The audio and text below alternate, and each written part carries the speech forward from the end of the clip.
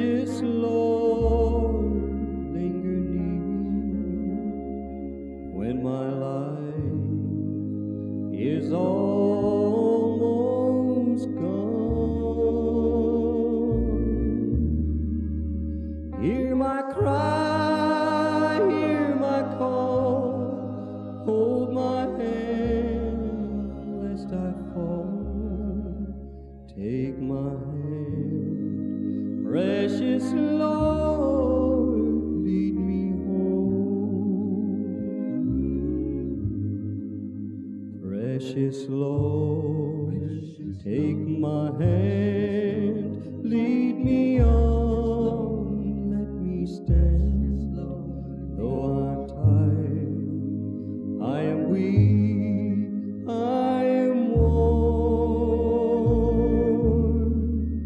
Through the storm, through the night, lead me on by thy light.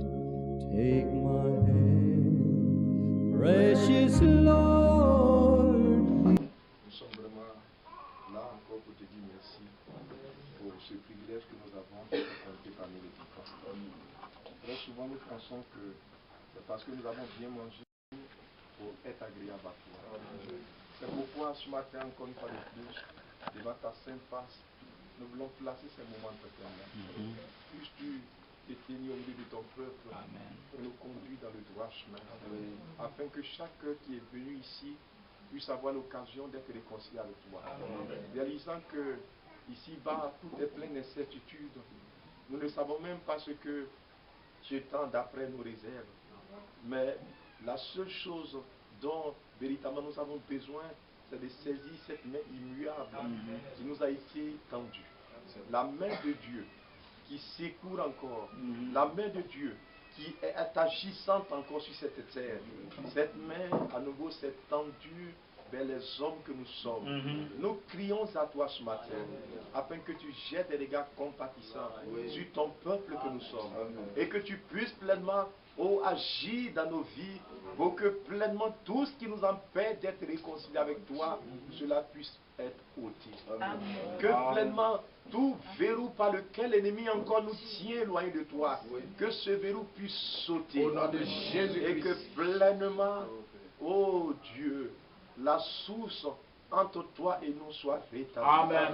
Pour que ta divine grâce puisse couler en chacun de nous. Amen. Et que sur cette terre, nous ne marchons pas par la chair. Non. Nous ne vivons pas par nos pensées. Non. Mais que nous soyons conduits par Dieu. Amen. Accorde cette grâce à tout un chacun de nous.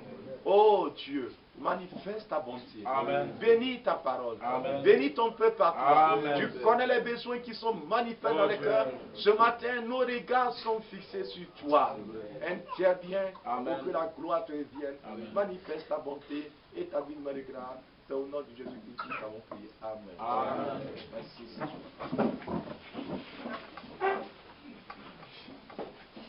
Nous sommes ce matin une fois de plus reconnaissants à notre Dieu pour la grâce et le privilège que nous pouvons encore recevoir de la part de notre Dieu, de pouvoir encore une fois de plus être rassemblés là ce matin, vous voyez, à cause de la parole qui nous a été révélée en ces derniers temps.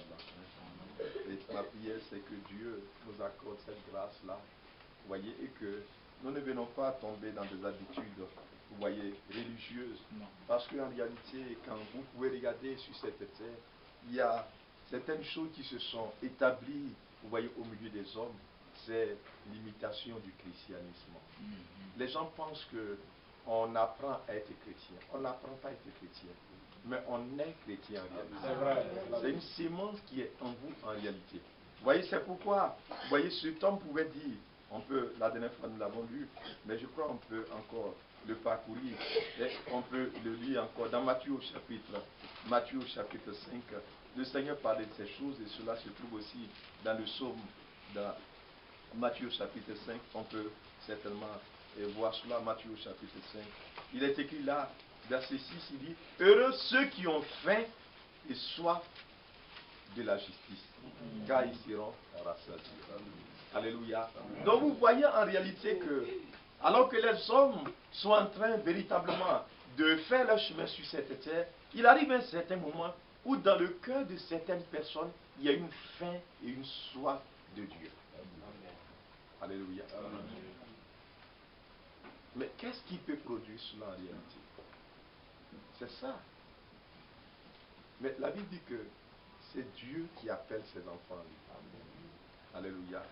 Il dit, heureux ceux qui ont faim et soif de la justice, car ils seront rassasiés. À un moment donné, vous voyez un bébé qui est né, et puis le bébé commence à pleurer. Tout de suite, sa maman sait que le bébé a besoin du lait. C'est vrai. Alléluia. Je ne sais pas si vous avez vraiment fait attention à cela. Même quand souvent la mère laisse son enfant pour aller au marché, et alors qu'elle se trouve au marché à des kilomètres, il y a quelque chose qui se passe. Elle est là, et puis elle sent que le lait commence à couler. Tout de suite, elle se dit que mon enfant est en train de pleurer à la maison. Effectivement, quand elle arrive à la maison, vous allez voir que l'enfant est en train de pleurer. C'est vrai. Parce que les cris de l'enfant sont liés au lait. Alléluia. Amen. Donc, un véritable fils de Dieu, peu importe ce que vous êtes en train de faire, ce n'est pas ça qui est important. Un jour, il y a une soeur qui est venue trouver un frère Abraham qui lui a dit, mais vraiment, je regrette toute la vie que je mène. Je suis malheureux de voir qu'il y a des choses, je ne veux pas les faire, mais vraiment, chaque jour, je tombe dans ça. Et le frère lui a dit, ce n'est pas ce que tu fais qui compte devant Dieu. Parce que très souvent, nous cherchons à nous justifier par nos œuvres. Mais Dieu, il regarde au cœur. C'est vrai. Alors que vous êtes là, quels sont les soupirs qui sont dans votre cœur? C'est pourquoi regardez bien. Nous l'avons lu la dernière fois. On peut encore le relire. Regardez dans ce psaume-là. Le psaume 62. La dernière fois, nous l'avons certainement lu. Regardez dans ce psaume-là, vous allez voir en réalité le psaume 62. Regardez ce qui est écrit là. Le psaume 62. Il dit, verset 2, il est écrit ceci. Il dit, oh Dieu, tu es mon Dieu. Amen. Amen. Je te cherche. Mon âme a soif de toi. Oui. Vous voyez un peu la chose, non? Donc, à un moment donné, vous voyez, ce n'est pas ce que le corps fait qui est important. Mais au-dedans de l'homme, ce qui fait l'homme, c'est ce qui est au-dedans de lui. C'est ça. Un jour, ce corps-là, ça va tomber en ruine. On va aller mettre ça en cachette quelque part dans un cimetière. Mais au-dedans de vous, il y a une boîte noire. C'est votre âme. Quel est le soupir? Quels sont les soupirs qui sont dans votre âme? Qu'est-ce que votre âme réclame? Qu'est-ce que votre âme désire? C'est ça qui est la véracité. Et c'est en fonction, regardez bien, c'est merveilleux de pouvoir saisir cela. Quand le jour s'élève, Dieu sonde les reins et les cœurs. Il cherche les préoccupations qui sont dans le cœur des hommes. Si votre âme, qu'on ne voit pas, on voit le corps et qui est là, mais votre âme, on ne peut pas le voir au dehors. Je ne sais pas si vous voyez, mais c'est ça que Dieu lui regarde. Donc quand votre âme, Dieu regarde dans votre âme, et que vous avez soif de Dieu, vous allez voir que, alors que la chair est faible, le Seigneur apporte le secours qui vient d'en haut. C'est ce qu'on appelle la grâce de Dieu. La chair ne peut pas nous permettre d'accomplir la volonté de Dieu. Mais il faut un secours qui vient du ciel. Amen. Et ce secours-là ne descend que là où véritablement le cœur désire Dieu.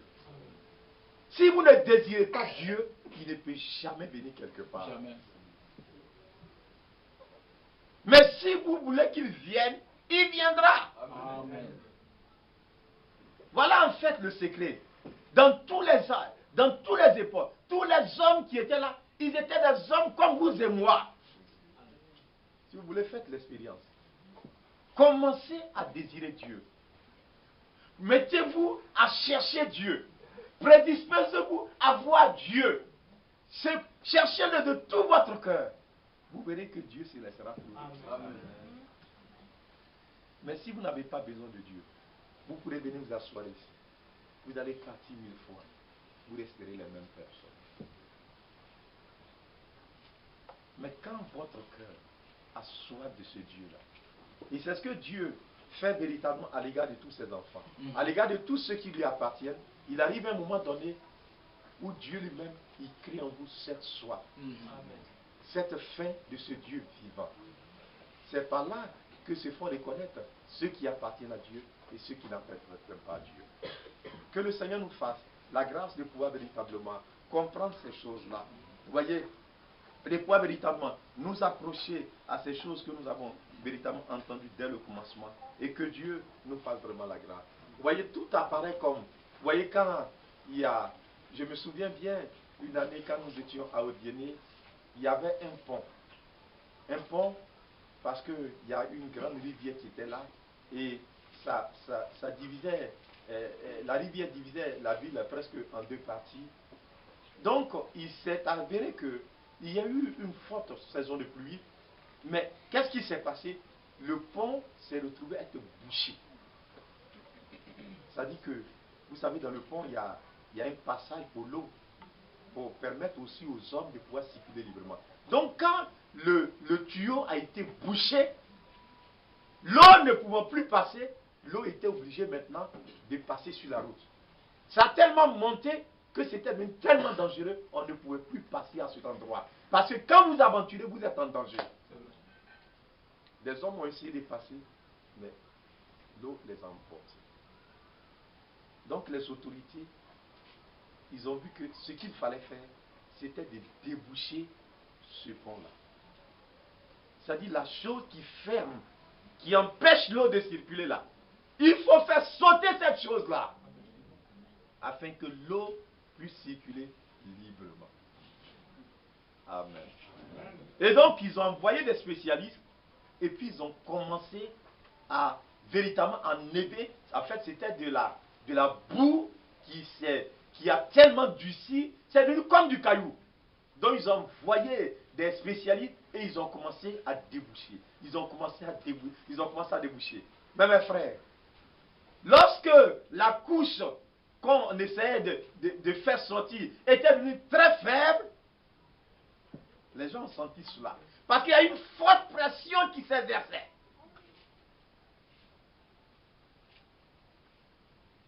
Dès qu'il y a eu un petit trou qui s'est fait, le monsieur qui a fait ce trou-là, il a été trimballé. Parce que la pression de l'eau était tellement forte. Lui, son instrument, ils ont été tous emportés. Et l'eau a baissé. C'est la même chose en réalité. Dieu ne nous a pas créés pour que nous soyons livrés entre les mains des démons. Mais c'est l'homme lui-même qui allait à la rencontre du diable par la désobéissance. Oui, c'est vrai. Et qu'est-ce qu'il a fait? L'incrédulité est venue se mettre là comme véritablement, vous voyez, un frein entre nous et Dieu. C'est ce qui fait qu'on ne peut plus voir Dieu dans notre vie. On est obligé d'aller voir des marabouts. Mais marabout là, c'est un homme comme toi. Il ne peut rien faire pour toi. Les gens sont obligés d'aller courir derrière les féticheurs. Et c'est ce féticheur-là, quand il doit voyager, il dit le féticheur n'a qu'à lui dire ce qui va lui arriver. Mais comment il peut te dire ce qui va t'arriver? Il est un homme comme toi. Il ne peut pas. Donc les gens prennent des coris, et puis il y en a qui prennent de la cola, et puis il est là, et puis il fait comme ça. Et puis c'est comme ça il fait. Quand j'étais tout petit, mon grand-père, c'était un grand féticheur. Donc, les gens s'en vont le voir, et puis, il a un truc là, un petit sac là comme ça, il y a des œufs, et puis il y a des colis. Et puis quand les gens s'en vont, il fait sortir, et puis il jette à terre, il fait comme ça, et puis il commence à parler. J'étais là, je le regardais. Vous comprenez? Mais c'est stupide. Mais c'est en cela que l'homme se confie sur la terre. Quand l'homme est malade, on s'en va voir le docteur. C'est bien. Je ne vous défends pas de ne pas aller à l'hôpital. Mais sachez que la maladie, c'est un démon. Aucun médicament, aucun comprimé ne peut chasser le démon. Il n'y a que le Seigneur Jésus-Christ qui l'a vaincu. Amen. Alléluia. Amen. Tant que ce démon ne sera pas chassé, il faut avaler toutes les capsules que tu veux. Il restera là. C'est quand il est chassé que les capsules que tu avales, ça peut bombarder l'enveloppe qui est restée là. Parce que le démon, il a créé une enveloppe dans laquelle il vit. Je ne sais pas si vous comprenez bien. Ah. C'est comme vous voyez là, une maison, c'est parce que quelqu'un vit dedans. Je ne sais pas si vous voyez bien. Donc pour pouvoir prendre la maison, il faut tuer celui qui est dedans là. Donc le corps qui est là, on appelle ça une cellule. Il y a un démon qui est venu habiter dedans. Tant que ce démon n'est pas sorti, le comprimé que vous prenez, c'est pour bombarder la cellule qui est là. Mais tant que le démon qui est là, il a envie, vous le bombardez, demain il reprendra vie. C'est une réalité. Et c'est ce que les hommes essaient de faire. Dès que le malade, les parents du malade, ils voient le docteur, en tout cas, ils pensent que ça va aller. Mais en fait, ce qui fait que souvent ça va, c'est que dès que vous voyez le docteur, vous êtes confiant. Vous avez la foi que ça va aller. Et c'est cette foi-là qui vous guérit en fait. Sinon, ce n'est pas le docteur. Non. Parce que dès que vous le voyez, c'est comme vous êtes soulagé. Vous n'êtes plus troublé. Et puis le docteur aussi vient, il dit non, non, dès qu'il arrive ici, ça va aller. Il n'y a pas de... Chaque jour, il vous rassure. Et c'est cette foi-là qui opère la délivrance en réalité. Vous comprenez bien la chose? Donc Dieu veut répandre sa bénédiction sur nous. Mais il y a quelque chose qui a bouché le canal. Il faudrait que ça soit débouché. Et c'est pourquoi la parole de Dieu est annoncée. L'évangile est prêché, afin que quiconque croit ne périsse point, mais qu'il soit sauvé. Quand vous venez à croire, vous donnez libre accès à Dieu dans votre vie. Désormais, vous allez voir que quand vous dormez, vous allez sentir que Dieu est avec vous. Quand vous marchez, vous allez vous rendre compte que Dieu est avec vous. Partout où vous êtes, vous sentez que la main du Seigneur est sur vous. Alléluia. C'est une réalité. N'est-ce pas ce que le Seigneur... Il dit, la main de l'Esprit du Seigneur est sur moi. Il m'a envoyé pour annoncer la bonne nouvelle aux pauvres. Pour proclamer aux captifs la délivrance. C'est vraiment le travail que Dieu fait vraiment sur cette terre.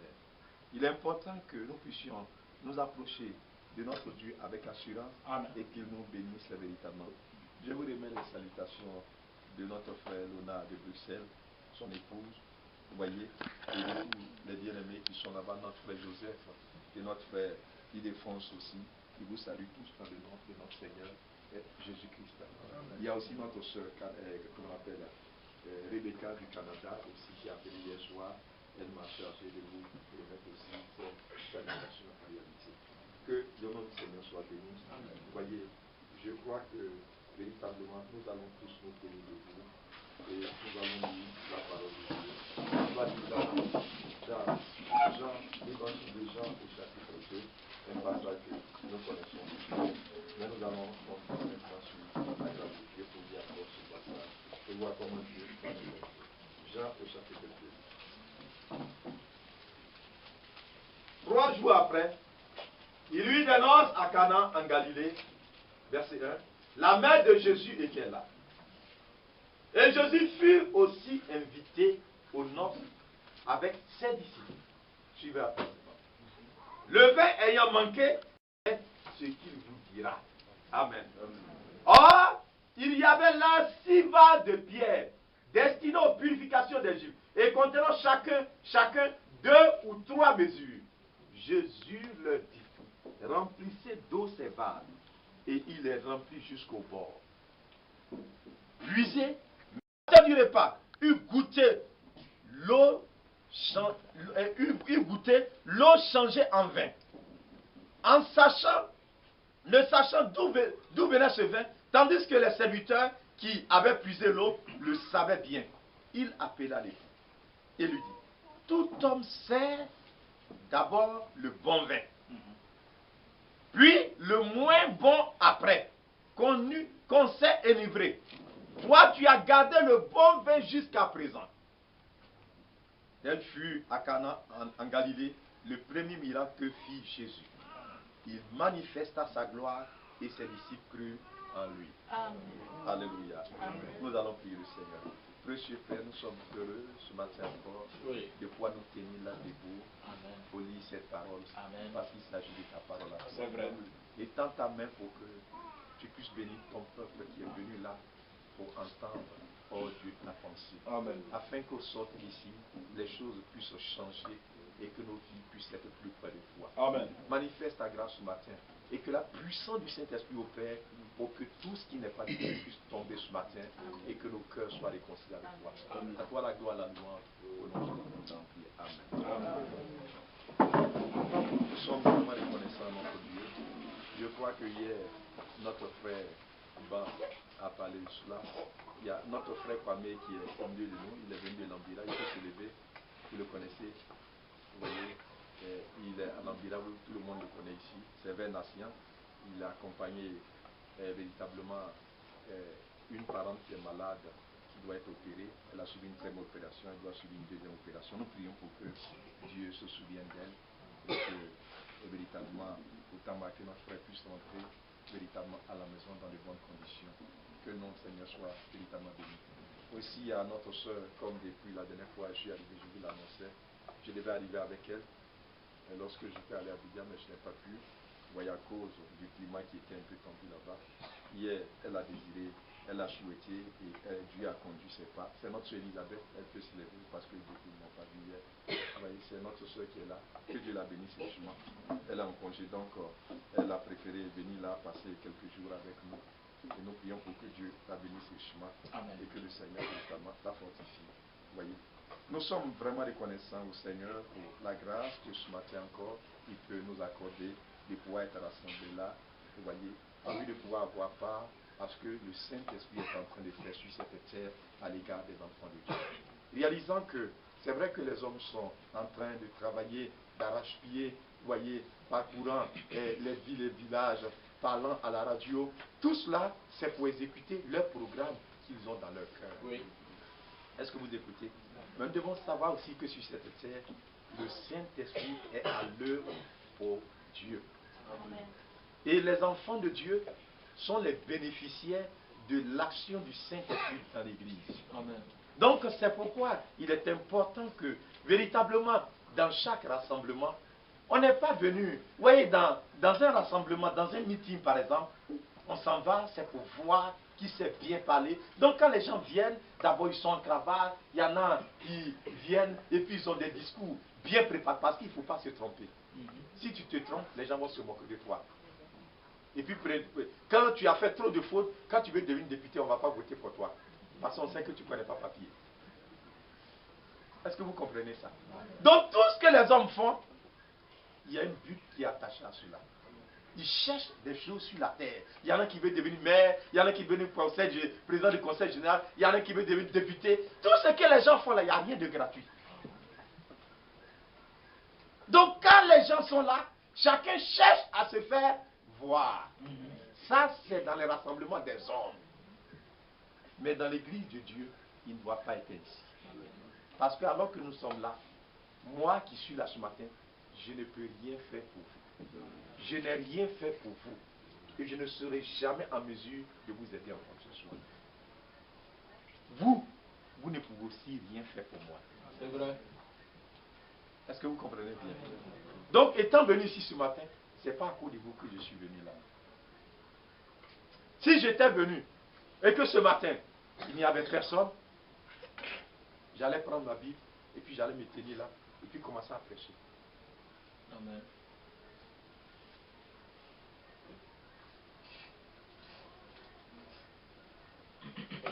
Un jour, il y a Frère Branham, il était quelque part, et puis Dieu lui a dit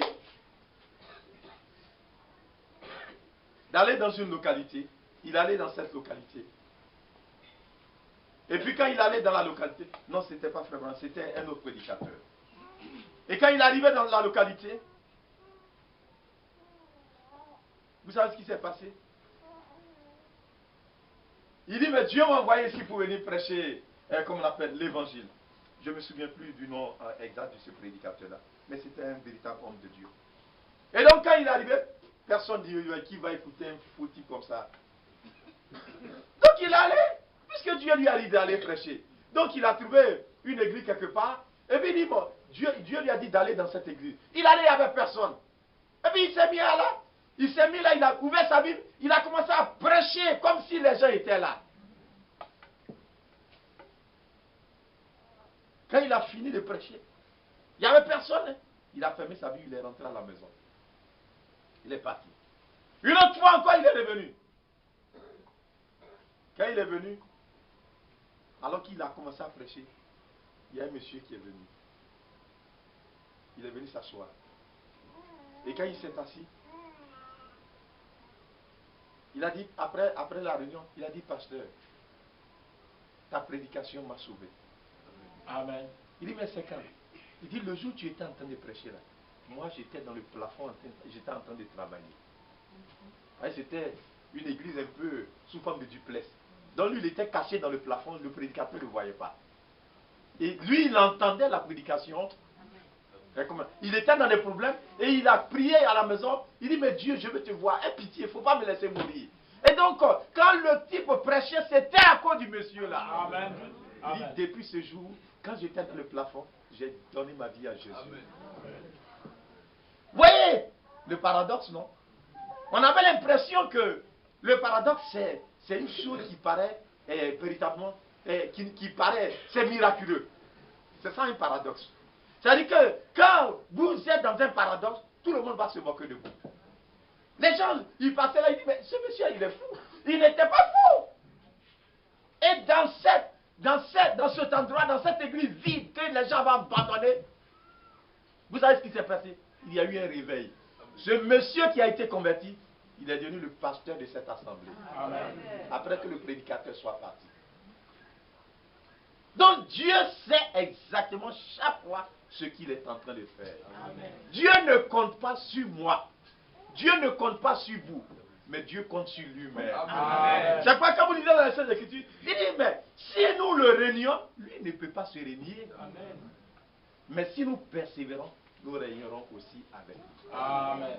Il arrive que, alors que les hommes sont là, et que nous disons que nous marchons avec le Seigneur, un matin, vous allez voir que plusieurs entendent la foi. C'est vrai. C'est pas vrai? Si on prend les photos, d'avant, vous allez voir qu'il y a beaucoup qui sont partis. Alors qu'ils étaient là. Donc si un homme que Dieu devait compter, et que cet homme, maintenant il est devenu soulard, Dieu aurait échoué. C'est pourquoi Dieu, il ne compte que sur lui-même. Quand il doit faire quelque chose, il ne compte pas sur quelqu'un. Par exemple, ce matin, si Dieu doit compter sur votre argent, aujourd'hui peut-être vous êtes là, vous avez de l'argent. Vous soutenez l'œuvre de Dieu. Et puis un jour, vous devenez païen. Vous n'allez plus venir ici. Donc si Dieu devait compter sur votre poche pour faire son œuvre, ça veut dire que l'œuvre de Dieu sera bloquée. Mais il n'y a pas quelqu'un au monde qui pourra bloquer l'œuvre de Dieu. Il ne compte que sur lui-même. L'or et l'argent, il dit d'abord c'est pour lui. Ce n'est pas pour vous. Est-ce que vous comprenez un peu la chose? Donc c'est pourquoi le Seigneur, il est tout à fait sage. Et c'est merveilleux de pouvoir, certainement, vous voyez, se laisser toujours conduire par Dieu dans sa manière d'agir.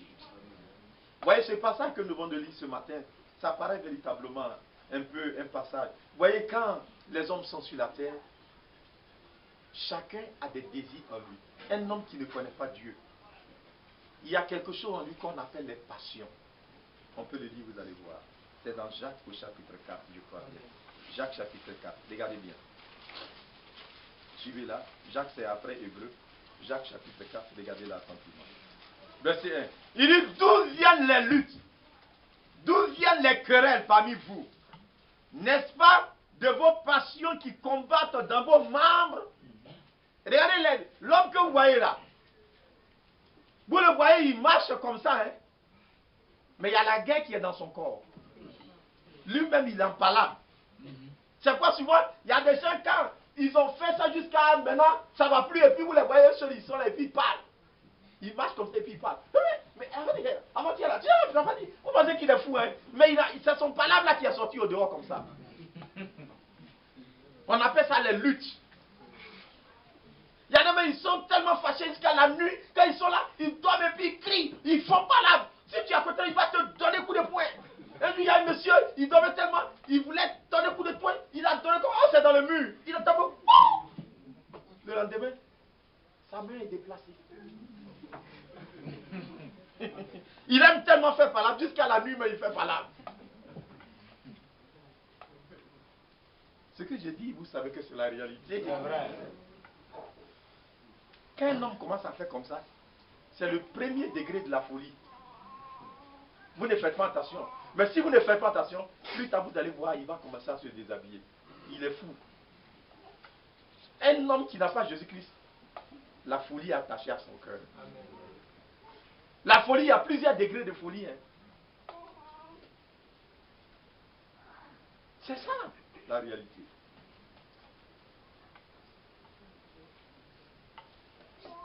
Donc, un homme, dans ses membres que vous voyez, il y a un combat, il y a des luttes. Il a des pensées noires. C'est pourquoi il y en a, il ne peut jamais être en bonne santé. C'est vrai. Le meilleur médicament, c'est la paix. Amen. Si votre cœur est tout le temps troublé, vous allez tout le temps tomber malade. On va vous envoyer chaque fois à l'hôpital. Mais si vous avez la paix,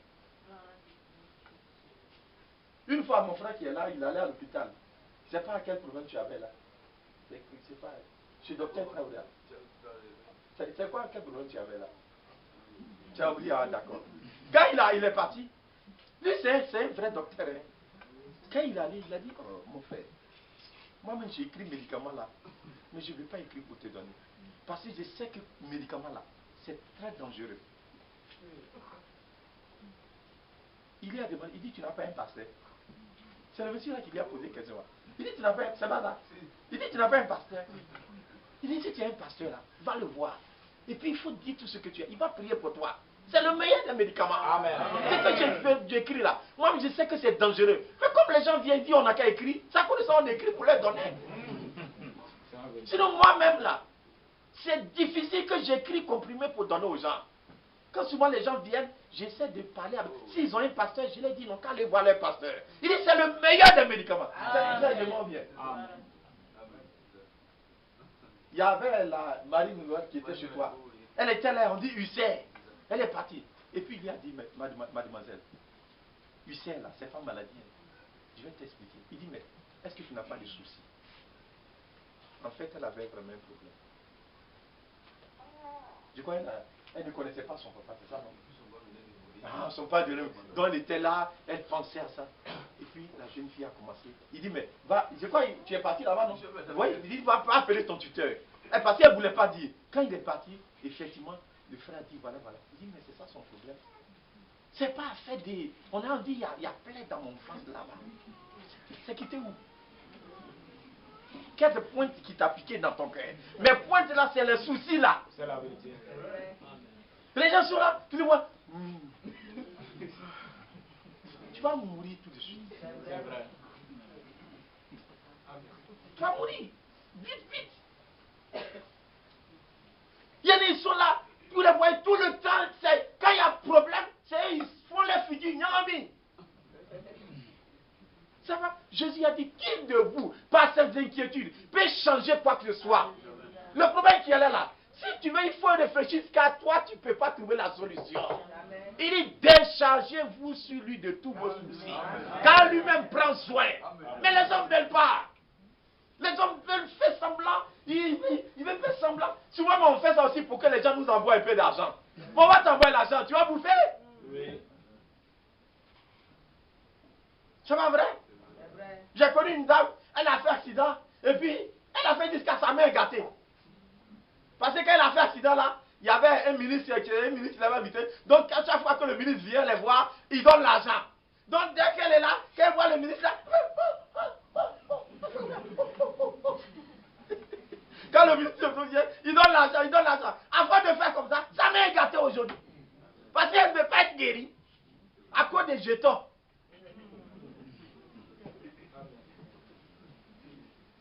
Voyez comment l'homme, il souffre lui-même. Et c'est comme ça, quand quelqu'un, vous pouvez être assis là, mais vous n'êtes pas délivré de ces choses-là. Il vous convoitez. et vous ne possédez pas. Vous êtes meurtrier, envieux, et vous ne pouvez pas obtenir. Vous avez des querelles et des luttes. Vous ne possédez pas parce que vous ne demandez pas. Amen. Verset 3. Vous demandez et vous ne recevez pas parce que vous demandez mal. C'est vrai. Dans le but de satisfaire vos passions. C'est vrai. Est-ce que vous suivez ça? Alors que pourquoi Dieu nous a créés? C'est pour sa gloire.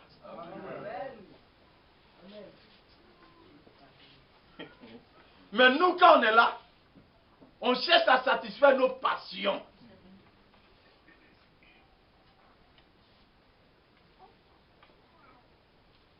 Parce qu'on a des désirs dans nos cœurs. C'est pourquoi, quand on est là net, et puis on voit que il y a le monsieur là, il a, aujourd'hui là, habillé la portée là, c'est joli. Quand on est là, et puis on le regarde comme ça.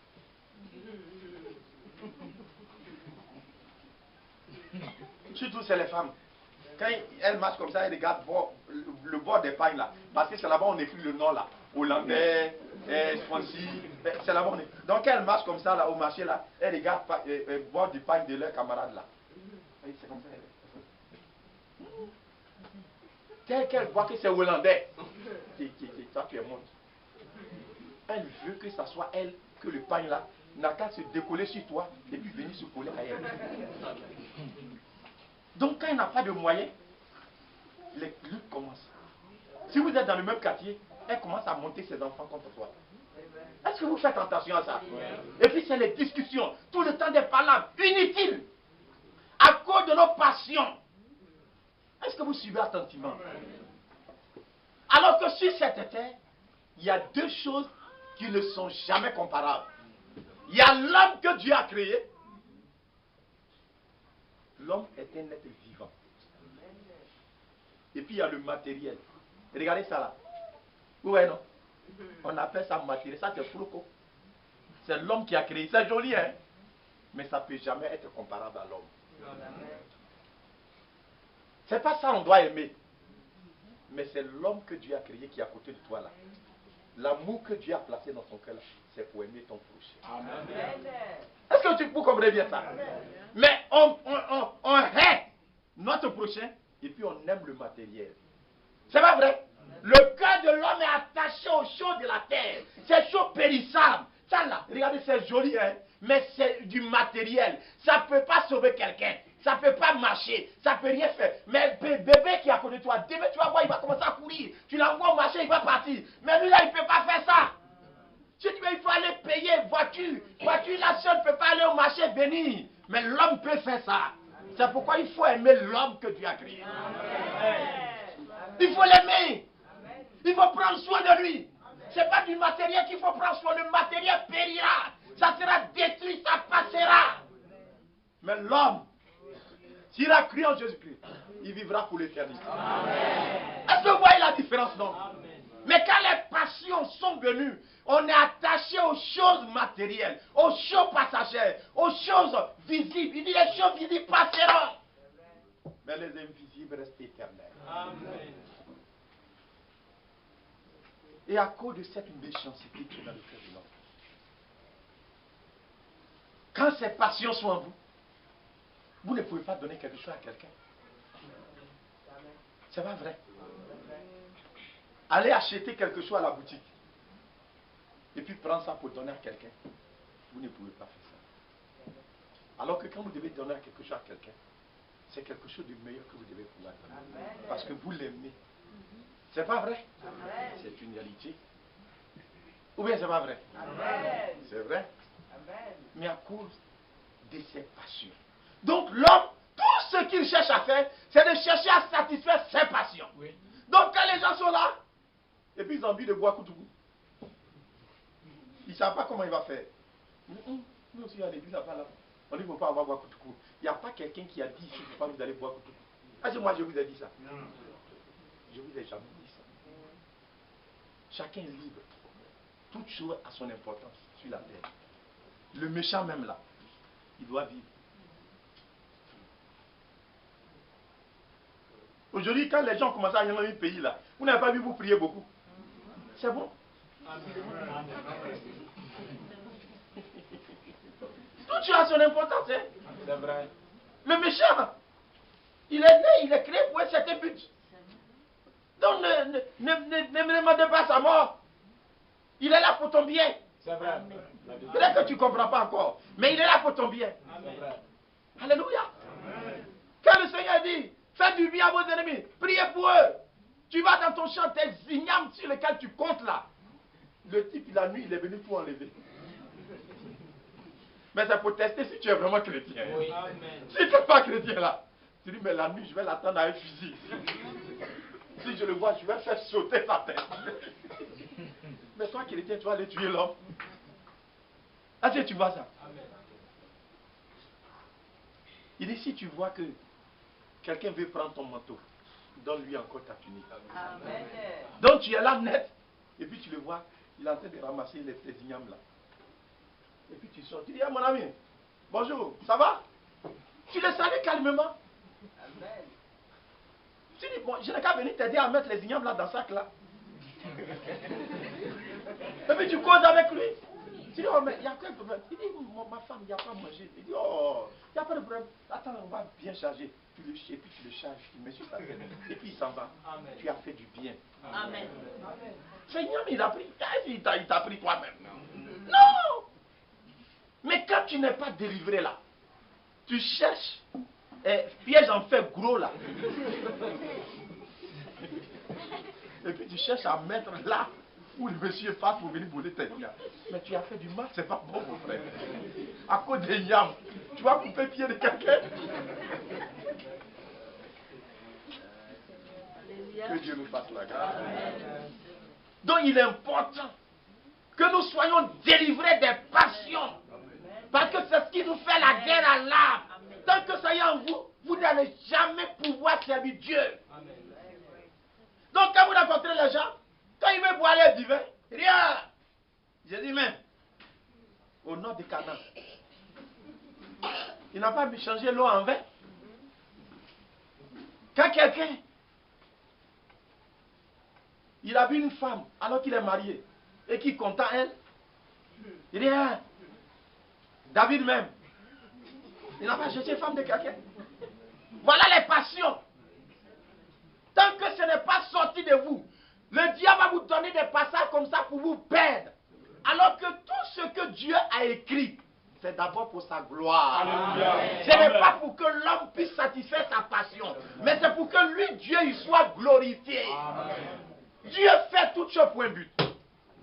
C'est pourquoi ce jour-là, il s'est rendu au nord de Canaan. C'est pourquoi aujourd'hui on a l'occasion de parler de ce sujet important. C'est un sujet très important en réalité. Amen. Regardez cela. Quand vous êtes arrivé là, regardez, il y a deux choses qui se dégagent.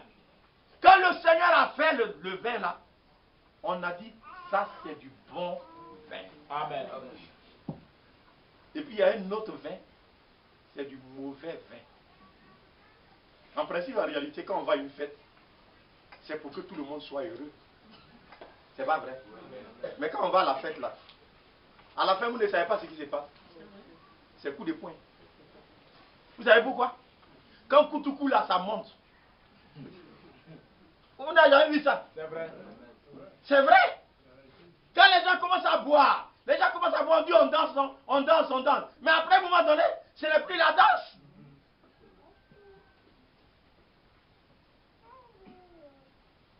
C'est le goûter.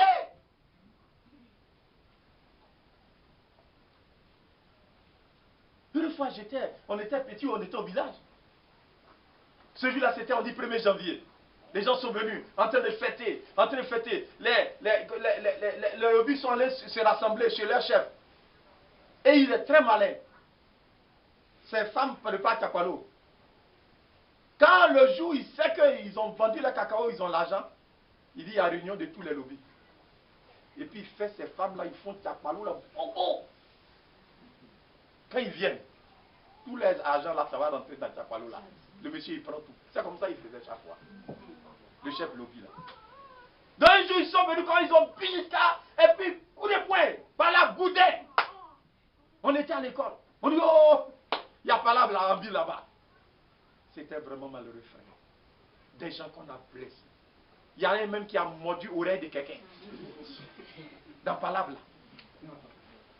Frère, c'était vraiment difficile ce jour-là dans le village. Tout le village était dans la confusion totale. Regardez où la fête est terminée. Mais qu'est-ce qui fait cela? C'est le mouvement. Il y a un qu'on appelle sur la terre le méchant. Je ne sais pas si vous avez fait attention. Pour fabriquer le vin, vous savez comment ça se fait? C'est de l'eau on prend. Mais dans l'eau là, il y a un élément qui est capital. Et cet élément qui est capital, c'est le levain. Vous avez fait attention à ça, non? On met le levain dedans. Et quand le levain rentre dedans, ça fait quoi? Ça fermente. Donc quand ça fermente, ça devient mauvais. Mais regardez dans ce que Jésus a fait là. C'est pourquoi on dit un miracle. Vous n'avez pas fait attention? Amen. Est-ce que les gens ont mis le levain dedans? Non. C'est là qui va faire la différence. On va essayer d'avancer, vous allez voir. Que Dieu nous aide ce matin. Amen. Amen. Donc tout ce que Dieu a créé, c'est pour sa gloire. Amen. Mais il y a quelqu'un qui est sur cette terre, le diable. Si vous le laissez entrer quelque part, vous lui donnez la chance, l'occasion de rentrer quelque part, au départ il va faire gentil, mais il va tout détruire à la fin. Vous serez dans la confusion totale. Vous serez dans le chaos, dans le dénuement le plus malheureux sur cette terre. C'est le travail que le diable fait. Donc, quand vous lisez attentivement les Saintes Écritures, il y a une chose dont Dieu avait défendu ses enfants dans les Écritures. C'est le levain. Lisez toute la Bible. On va lire quelques passages, vous allez voir. Vous allez voir que le levain ne devait pas être trouvé parmi les enfants d'Israël. C'est pourquoi quand on fait la Sainte Seine, la pâte qu'on fait ici, là, on ne met pas de levain dedans. Je vais vous lire quelques passages, regardez. Depuis l'Ancien Testament d'abord. Deutéronome au chapitre 16. Regardez là, attentivement. Nous allons aller là, on va aller rapidement. Deutéronome au chapitre 16. Suivez attentivement. Deutéronome au chapitre 16. Voilà ce qui est écrit.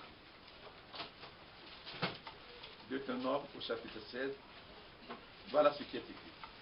Verset 4. Il dit, on ne verra point chez toi de levain dans toute l'étendue de ton pays.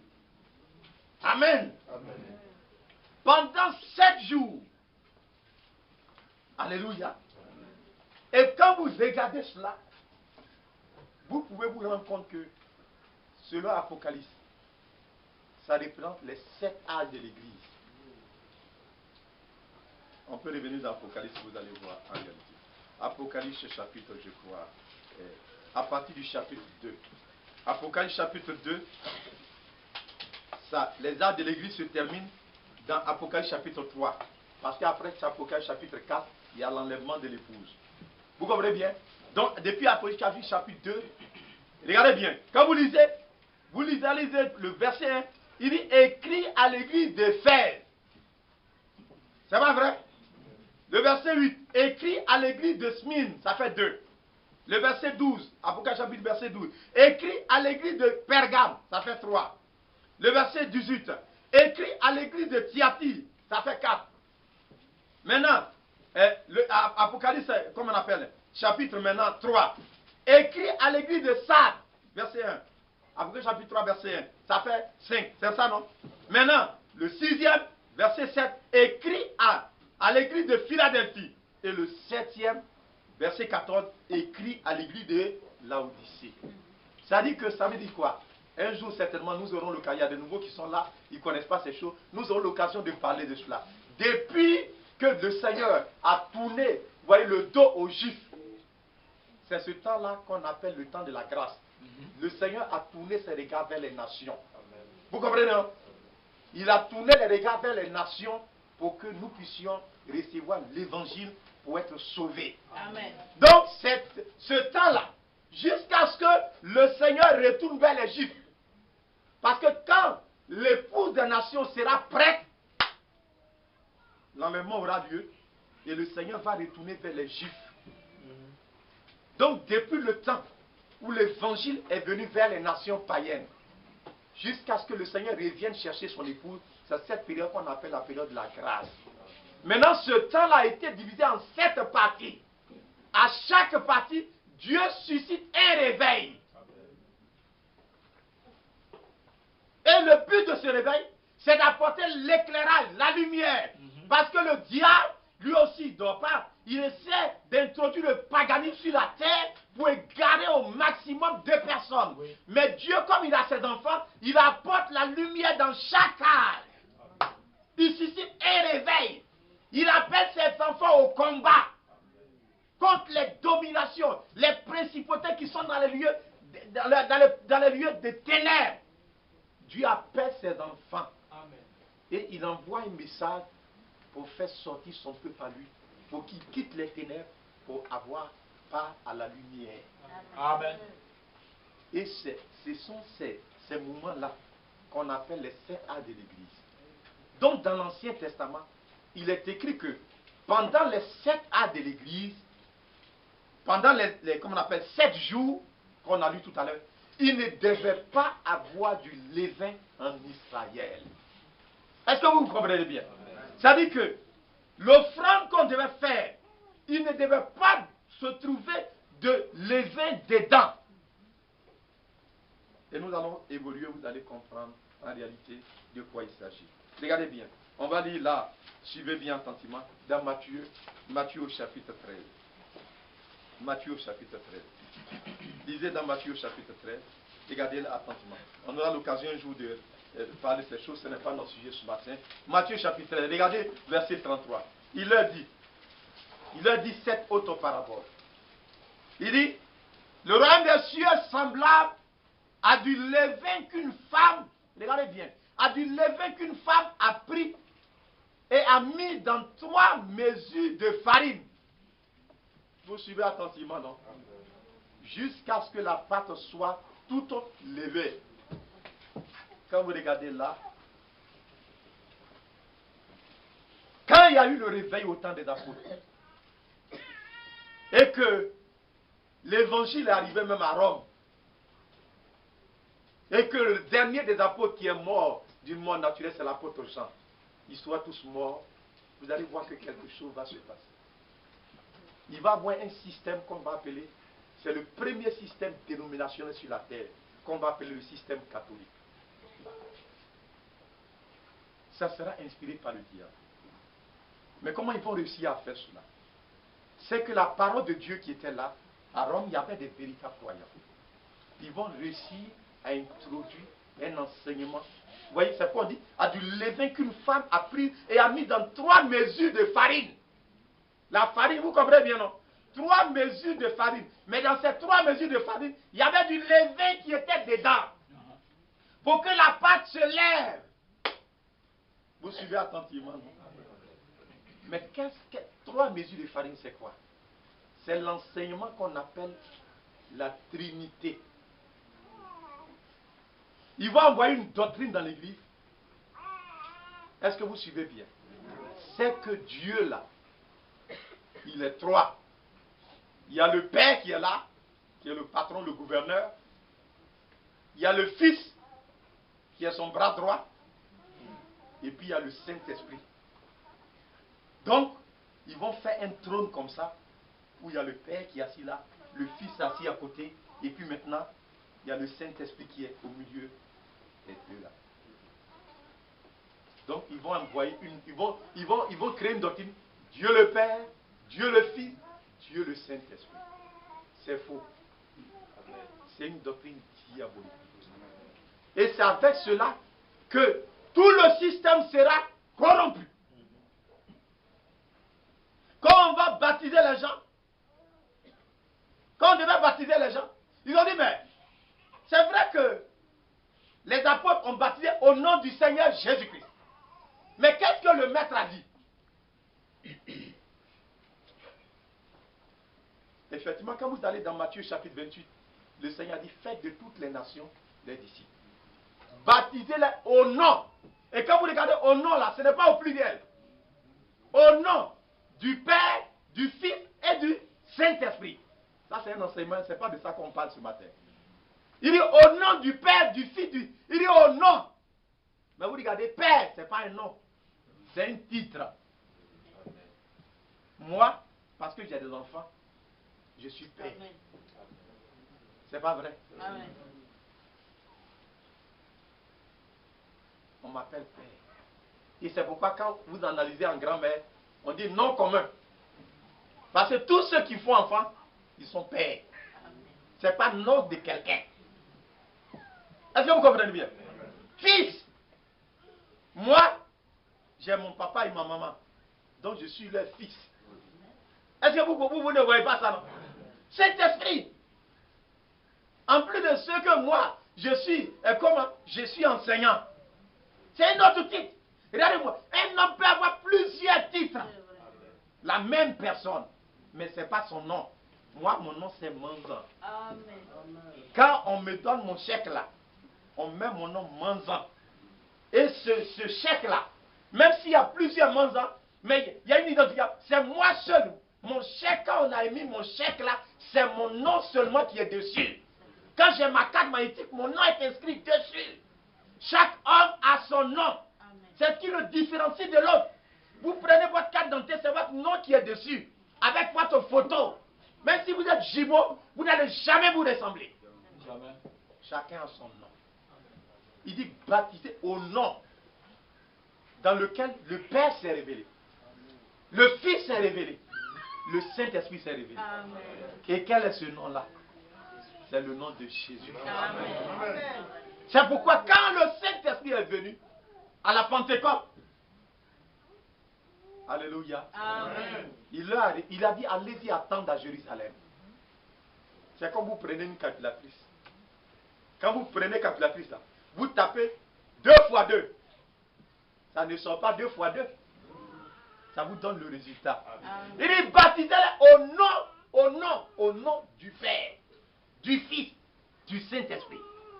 Et le résultat est sorti. 2 fois 2, ça fait Amen. 4. Amen. Et 4 est sorti. Quand le Saint-Esprit est descendu, c'est quoi? Il dit allez-y attendre. Ne partez pas d'abord. Quand le Saint-Esprit est descendu, c'est là qu'ils ont pu voir que c'est lui. Amen. Le Dieu qui est au ciel là, c'est lui qui est là, Jésus-Christ. Amen. C'est pourquoi au nom de Jésus-Christ, tout démon doit être chassé. Amen. Quand on doit chasser les démons, est-ce qu'on dit au nom du Père? Au nom du Père, du Fils, Saint-Esprit sort? Non. Non. Il dit que quoi que vous fassiez en acte et en parole, faites tout au nom du Seigneur Jésus. C'est quoi vous allez voir? Tous les baptêmes qui ont été faits, vous allez fouiller toute votre Bible. Vous n'allez jamais voir un seul baptême qui a été fait au nom du Père, du Fils et du Saint-Esprit. Vous n'allez jamais trouver le mot Trinité dans la Bible. C'est une invention catholique inspirée par le diable. Est-ce que vous écoutez ça? Pour que la farine là, qui est la parole de Dieu, soit falsifiée et qu'elle n'ait plus son autorité. C'est pourquoi quand vous regardez bien, dans les sectes comme la Rose-Croix, comme la franc-maçonnerie, quand les gens doivent prêter serment, ils jurent. Ils disent, je prête serment au nom du Père, du Fils et du Saint-Esprit. Vous n'avez jamais vu ça? C'est vrai. C'est sur une Bible noire. Et puis ils prêtent serment. Dans les formules de magie, c'est ce nom que les gens utilisent en réalité. Parce que c'est un truc diabolique. Est-ce que vous suivez attentivement? Donc cette femme, on parle d'une femme. Et cette femme-là, dans l'Apocalypse, il dit la femme que tu as vue. La femme est le symbole de l'Église. Et cette femme-là, c'est le système catholique. L'Église catholique qui va, pour la première fois sur la terre, créer un système dénominationnel. Où la parole de Dieu qui sera prêchée, c'est plus le Saint-Esprit qui va inspirer cette parole. Mais ce sera des paroles falsifiées, du mensonge. On va instituer beaucoup de choses. On dit non, quand quelqu'un est mort, il faut aller faire messe de requiem. Ça n'a pas de valeur dans la Bible. Quand quelqu'un est mort, si avant sa mort, il n'a pas accepté Jésus-Christ, on ne peut rien faire pour le sauver. Aucune bougie au monde, noire, jaune, rouge, allumez toutes les bougies que vous voulez. Faites toutes sortes de messes. Il ne peut pas. Ils ont créé un système, on dit le purgatoire. Tu vas là-bas, si on prie, tes parents donnent l'argent jusqu'à on prie, tu sors du purgatoire et puis tu viens au paradis. C'est faux. C'est un mensonge diabolique. Et toutes les religions sur la terre se sont mêlées là-dedans. Même prenez l'islam. Ils croient en de telles choses. C'est pourquoi après la mort de quelqu'un, on dit on fait sraga, on envoie wami, on envoie du pain, on envoie bofrotou. Mais bofrotou a quoi avec le salut? Ça n'a aucun rapport avec le salut. Et puis on envoie bonbon. Et quand l'imam est en train de faire prière, on lui donne bonbon, il met dans sa peau. On lui donne bonbon, on met dans sa peau. Il ramasse les 5 francs, les jetons. On s'en fait monnaie, 50 francs, 25. Et puis on dit on va faire lecture. C'est faux, ça n'a aucun rapport avec le ciel. Si quelqu'un est mort, allez-y l'enterrer. Amen. On dit, mais pasteur, il faut prêcher un peu au cimetière. Il n'y a pas de pasteur, on ne prêche pas au cimetière. Il n'y a pas ça dans la Bible. Est-ce que ça est dans la Bible? C'est le système catholique qui a envoyé ça. Et les gens ont commencé à copier. Toutes les autres églises qui sont nées de là, regardez-les, ils ont tous copié la Trinité. Et tous, ils croient à la Trinité. Dieu le Père, Dieu le Fils, Dieu le Saint-Esprit. C'est faux.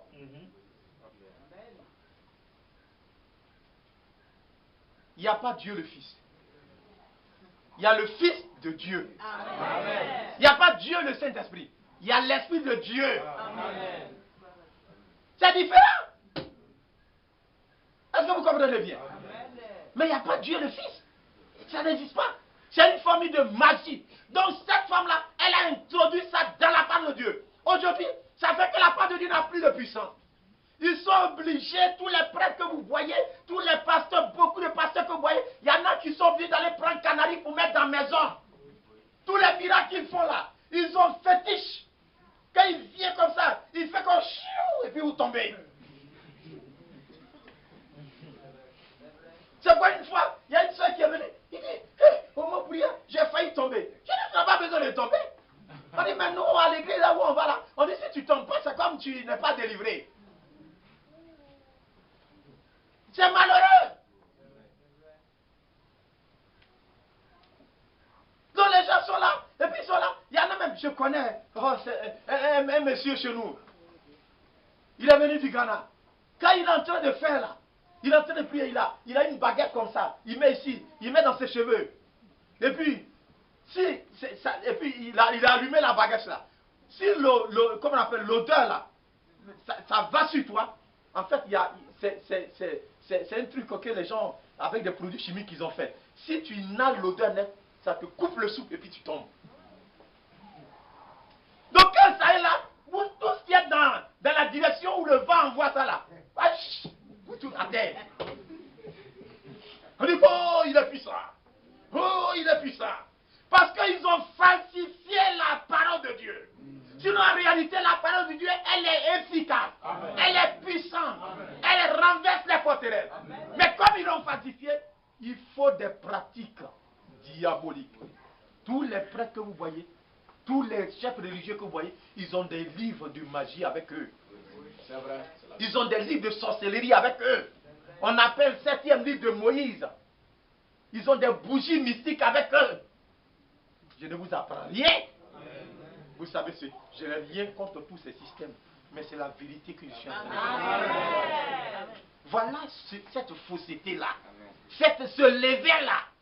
C'est pourquoi quand on le met dans le vin, ça détruit les autres sur la terre. Est-ce que vous voyez ça? Donc le Seigneur est parti là-bas pour que la vérité soit manifestée. Est-ce que Dieu veut que les gens viennent et puis ils boivent le vin dans les bars et puis ils sont saoulés, ça les détruit? Il y en a qui ont sirop de foi. Non, ce n'est pas la volonté de Dieu. Il a manifesté clairement la pensée de Dieu. C'est pas vrai? Chapalo, ça avec quoi on fait? Ça avec du maïs? Mais c'est Dieu veut que les gens se saoulent avec chapalo. Maïs, là, on fait beaucoup de choses avec, hein? À Koumé, à Bolo, beaucoup de choses. Mais quand vous mangez, c'est très bon. À Kassa, c'est très bon. Et puis les gens, c'est chapalo, ils prennent pour boire. Mais quel est cet esprit qui a envoyé ça? C'est le diable. Le levain là. Pour leur propre ruine. Pour leur propre condamnation. Est-ce que vous suivez attentivement la chose? Et le Seigneur, dans Matthieu chapitre 16, regardez attentivement. Je prie pour que Dieu nous accorde la grâce pour que nous puissions terminer cela ce matin. Matthieu chapitre 16, verset 6. Il dit, Jésus leur dit, gardez-vous avec soin du levain des pharisiens et des sadducéens. Il dit, tous les systèmes religieux que vous voyez, ils ont du levain avec eux. Gardez-vous de cela. Prenez toutes les églises. Ils ont du levain. Vous êtes dit, oh, il y a un miracle ici, il y a un miracle ici. Si vous allez, c'est le levain qui est là-bas. C'est pour soutirer l'argent des pauvres âmes. C'est malheureux, mes frères. Ce que les gens font au nom de la parole de Dieu. Si on vous raconte cela, vous n'allez jamais croire cela. Où est-ce qu'on fait prière pour prendre l'argent? Une fois, quand j'avais acheté mon véhicule nouvellement, et puis il y a un monsieur qui m'a appelé, il est douanier, la soeur Karim même le connaît, monsieur Touali, il a gouméré. Donc c'est le frère Ekra qui avait parlé de lui, qui m'avait parlé de lui une fois. Et puis j'étais là un soir, il m'a appelé, il m'a dit, pasteur, je vais te voir. J'ai dit, mais tu es où? Il dit, je suis attendant. Il dit, mais comment on fait? J'ai dit, non, il n'y a pas de problème, moi je viens là-bas tout de suite. Donc j'ai pris le véhicule, et j'étais avec aller à frère Yahou même parce que j'apprenais à conduire nouvellement. Donc c'est moi, je me suis débrouillé jusqu'à et puis on est parti. Quand on est arrivé, il a parlé de son problème, il avait vraiment beaucoup. On lui a parlé avec lui. Il était là où il était en train de travailler. Et puis on a prié pour lui. Quand on a fini net, il rentre dans la maison. Il s'en va lever leur argent volé là. Là, on levé 5 000 francs. Il dit, pasteur, voilà, tiens, tu vas prendre pour faire carburant. Il dit, non, non, non, c'est bon. Moi, avant de venir ici, là, j'ai carburant. J'ai mon église. J'ai mon église. Si je veux l'argent là, je vais aller demander l'église de me donner carburant. Je ne viens pas prêcher l'évangile pour gagner de l'argent. Si mon assemblée ne peut pas prévoir mon carburant pour que j'aille quelque part, c'est que Dieu ne veut pas que j'aille. C'est une réalité. Il dit non, pardon, pasteur, c'est comme ça on le fait. J'ai dit non, garde ton argent, c'est bon. Demain tu vas aller dire que, puis on ne sait même pas si tu vas devenir croyant. Demain tu vas dire, ah, lui là, il est venu chez moi, je lui ai donné 5 000 francs. Non. N'aimez pas les cadeaux. Oui. Bon, je ne dis pas qu'on ne peut pas se faire des présents. Mais il faudrait que la personne ait un cœur délivré d'abord. Sinon, si vous mettez les choses matérielles devant, frère, vous n'allez pas pouvoir servir Dieu. C'est la vérité. N'aimez pas trop votre intérêt. Si vous aimez votre intérêt, vous aimez l'argent, vous n'allez jamais pouvoir servir Dieu. Mais c'est ce que les hommes sont devenus sur la terre. Des escrocs. Au nom de la parole de Dieu. Le bien, c'est Dieu qui pousse l'homme à le faire. Ce n'est pas toi qui demandes. Ce n'est pas toi qui demandes. Mais c'est Dieu qui pousse les hommes à faire le bien. Parce que tu es dans un but. C'est comme ça que la chose. C'est pour dire, gardez-vous. Tout ce qu'ils font là, ils vont danser, ils vont faire beaucoup de choses. Aujourd'hui, la dimanche là, il y en a à 13h, ils vont partir à la maison. Depuis 8h, ils sont là-bas. Vous savez pourquoi? Tant que les jetons qui sont dans vos poches, ce n'est pas fini là, ils ne vont pas vous laisser partir à la maison. C'est vrai. On dit offrande. On va faire offrande. Offrande pour le pasteur, il doit voyager. On fait. On dit la femme du pasteur a couché offrande. Et puis là, on passe, hein, chacun. On passe. Il y en a, je connais. On met ça ici. Et puis on donne des cantiques. Oh, Sikano dit, comment il chante là? Abradi non beau Sikano dit, mon femme, et puis chacun se lève. On commence ici. Et puis chacun se lève, il vient. Il va dedans. Chacun se lève. Jusqu'à. Il y a un frère qui me disait, il était dans une église là. Une église évangélique. Donc chaque fois qu'il va, il n'a rien. Donc il est assis là. Et puis le pasteur dit, mais ton ami là, pourquoi tu joues il s'assoit là-bas? Il faut lui dire, il n'a qu'à mettre aussi dedans. Frère, c'est vraiment malheureux ce que les gens sont en train de faire sur la terre. Au nom de Dieu. C'est vraiment dommage. C'est regrettable.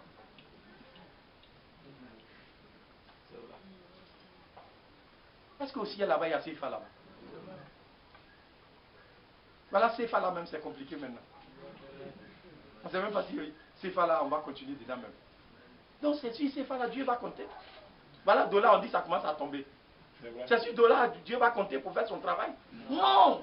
Dieu compte sur lui. Amen. Sur sa puissance. Sur son autorité. Amen. Il sait, Dieu est très sage et intelligent.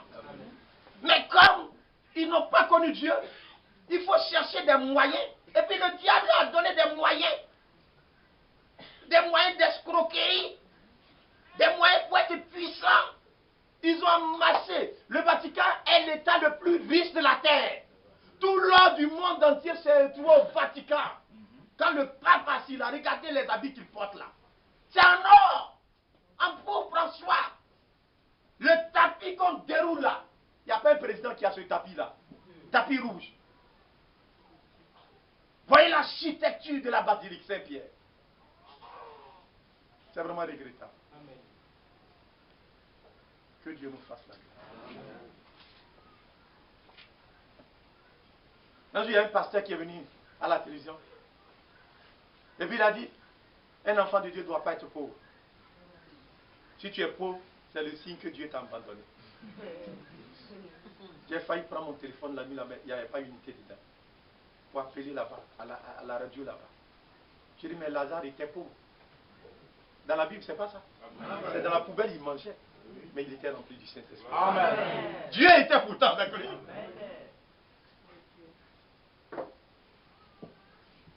C'est pas vrai. Dieu fait ce qu'il veut. Mais il y a pourtant aussi Salomon qui était très riche. Abraham était très riche. Mais ce n'est pas dans ces choses qu'ils mettaient leur confiance. Comme il y a notre frère nous l'a fait voir. Il y a un enfant de Dieu ne doit pas manger d'un cafia.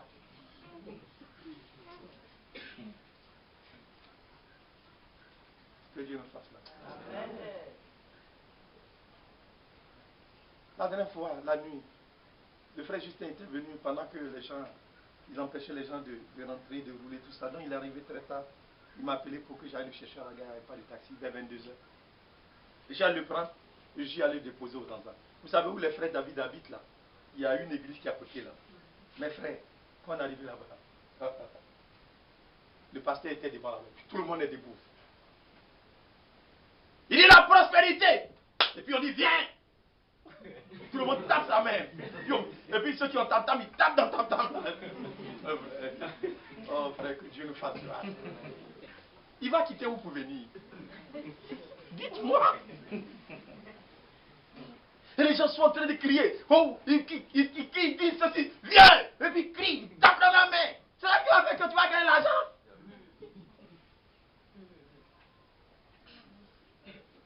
Que Dieu nous fasse grâce. Amen. Oui, j'ai dit à frère, tu entends ce qui se passe là-bas. Au lieu de prêcher l'évangile, tu entends ce que le monsieur est en train de faire dans l'église là. Mais les gens sont aveugles. Ils ne peuvent pas savoir. Frère, si vous vous retrouvez sur ce levain là, vous êtes malheureux. C'est pas dire, gardez-vous du levain des pharisiens.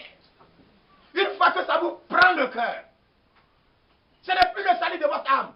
C'est ton argent, tes biens que les gens cherchent.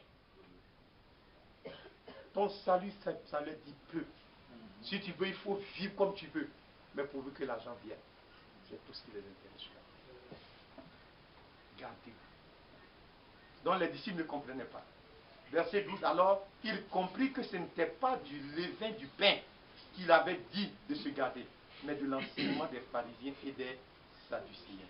Leur faux enseignement là, c'est de cela qu'il est vraiment question. Donc regardez bien. Quand vous prenez dans 1 Corinthiens chapitre 5, excusez-moi, on va finir tout à l'heure, 1 Corinthiens chapitre 5, regardez là attentivement. Pour vous faire voir le levain qui est utilisé pour faire le vin là. Voyez, véritablement, 1 Corinthiens chapitre 5, regardez très bien, verset 6. Il dit, c'est bien à toi que vous vous glorifiez. Ne savez-vous pas qu'un peu de levain fait lever toute la pâte? Vous mettez un peu seulement, la pâte va se gâter tout dessus. Faites disparaître le vieux levain. Le vieux levain qui est avec nous là. On n'a qu'à faire disparaître ça dans nos vies, dans nos assemblées. Il dit, faites disparaître le vieux levain, afin que vous soyez une pâte nouvelle, une bonne pâte. Quand ils ont goûté, ils disent, mais ça, c'est du bon vin. Amen. C'est du bon vin. Il n'y a pas le vin dedans. C'est pas vrai? Il n'y a pas le vin. Ça ne saoule pas quelqu'un. Ça réjouit le cœur. Alléluia. Tu bois jusqu'à tu n'es pas saoulé. C'est vrai, c'est la réalité. C'est ainsi que Dieu a voulu les choses. Ce n'est pas pour détruire l'homme. Ce n'est pas pour te donner cirrhose. Ce n'est pas pour te donner des maladies. Mais c'est pour que tu sois en bonne santé. Tout ce que Dieu a créé est un aliment. L'eau, comme on appelle, la tomate, oui, toutes ces choses-là. Mais le diable va, il le levain, quand ça rentre dedans là, les gens prennent ça pour faire bombe. Les gens prennent coup pour faire bombe. On dit la cri va rouler. Les étudiants là, ils mettent piment dedans. Quand ça fait, ça explose comme bombe lacrymogène là. Vous voyez la méchanceté des gens. C'est terrible. Sur la terre. C'est pourquoi le Seigneur, il est allé là-bas, il a montré la différence. Amen. Mais regardez très bien, mes frères. Donc nous réalisons qu'il y a le mauvais et puis le bon. Maintenant il dit, mettez de l'eau dans des vases. Ces vases-là, lisez dans 2 Timothée. Il dit, dans une maison, il n'y a pas seulement des vases d'honneur, mais il y a aussi des vases. Si quelqu'un se conserve pur, il sera un vase d'honneur utile à son maître. Amen. Ce vase-là, c'est nos vies individuelles. C'est notre corps là. Est-ce que vous suivez attentivement? Donc ces vases-là étaient là. Maintenant, vous suivez bien, non? Il y a des vases, il y avait du mauvais vin dedans. Maintenant, il y a des vases, il y avait du bon vin dedans. Mais comment on a obtenu le mauvais vin dans ces vases-là? On a mis le vin dedans. On a mis le vin, on a attaché, on a laissé jusqu'à... Ça, c'est les sacrifices. Il y a un dosage en fonction de la quantité. Il faut aller prendre les scientifiques. Ils calculent. On dit si c'est 10 litres, voilà combien de levain tu dois mettre dedans. Et puis on mesure, on pèse, on met dedans. Souvent on dit, oh, ça n'a pas réussi. C'est pas vrai? Amen. Mais l'autre où il y a du bon vin là, Marie a dit, faites tout ce qu'il vous dira. Amen. Faites tout ce qu'il vous dira. L'obéissance vaut mieux que les sacrifices. L'homme aime les sacrifices. On s'en va mettre le bain, on s'en va prendre appareil comme ça, et puis on mesure. Souvent on met aiguille dedans, on tire, on dit il y a 2 cc, et puis on mesure, et puis on calcule, on pèse, et puis on met dedans. On dit bon, fermez vite, il ne faut pas que l'air va rentrer. On attache bien. On dit fermez bien. Si vous ne fermez pas bien, que le vent entre dedans, ça va gâter. Regardez comment les gens souffrent. Regardez, vous êtes, une fois on allait au Togo, on allait dans le village du frère Gaba. C'est ça non? On allait voir les gens qui font koutoukou. Là-bas on fait ça au dehors. Le monsieur était couché là, et puis il y a une barrique là-bas, il y a sa vie ici, et puis il était. Je dis mais comment on fait ça? Et puis il était en train de m'expliquer comment on fait koutoukou.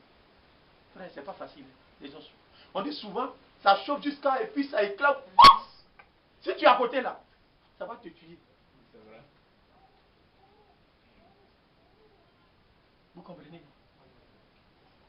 Mais pour le Seigneur, ils n'ont même pas souffert. La seule chose qu'il fallait faire, c'est l'obéissance. Amen. Il mettait de l'eau. On a mis de l'eau. Il dit puiser. Quand ils ont puisé, il dit apporter à celui qui veille sur toute la nourriture. Là. On a envoyé. Quand il a goûté net, au moins, à un moment ils ont envoyé là, c'était de l'eau. Quand le monsieur a goûté net, c'est devenu du vin. Amen. Et du bon vin. Amen. Voilà le miracle. Mais bien mes frères, j'aimerais vous dire une chose. Nous tous qui sommes là, nous sommes des gâchis. Parce que longtemps, le diable a sémé en nous. On a envoyé nos enfants où ça? À l'école. C'est pas vrai. L'école met là même là. Ils cherchent les enfants. Vous n'avez jamais vu aussi? Il va gâter ton enfant. On dit, il n'a qu'à enseigner ECM, la morale. Que tabac, comment on appelle, tabac, c'est pas bon. Mais lui-même, il fume. C'est pas vrai? C'est vrai. Lui-même, il boit. C'est ça qu'on appelle la morale. Ça n'a pas pu changer quelqu'un. Mais au contraire, ça détruit toute la terre. Aujourd'hui, on dit que pour que les jeunes filles n'attrapent pas sida, on n'a qu'à enseigner comment il faut porter capote. Il faut, comment on appelle, beaucoup d'histoires, des bêtises. On dit on n'a qu'à enseigner ça. Ça est dans les livres. On dit qu'il faut enseigner ça à l'école. Mais avant, quand nous on était au village, là, nos parents n'enseignaient pas ça. Hein. Mais les jeunes filles partaient au mariage vierge. Vous arrivez dans un village. Pourquoi les gens disent, quand ils sont là et puis ils disent ça, là, ce sont des païens. C'est des païens. Mais vous connaissez ce que les païens veut dire? Païen. Vous connaissez ce que les païens veut dire? Païen veut dire désordre, confusion. Des choses qui ne se passent pas. Aujourd'hui, on voit ça sur la terre. Allez-y avant au village. Est-ce qu'on voit des choses comme ça? Une femme qui va porter son pain et puis son caleçon est dehors. Vous n'avez pas vu ça? Hein? Si on voit ça, on va taper dans le bobo, on va te chasser du village. Mais aujourd'hui, on voit ça. C'est pas vrai? Avant, tu arrives dans une village, tu vas trouver sur les jeunes filles là, tu vas trouver au moins, s'il y a 100 comme ça, tu vas trouver au moins 90 qui ne connaissent pas garçon.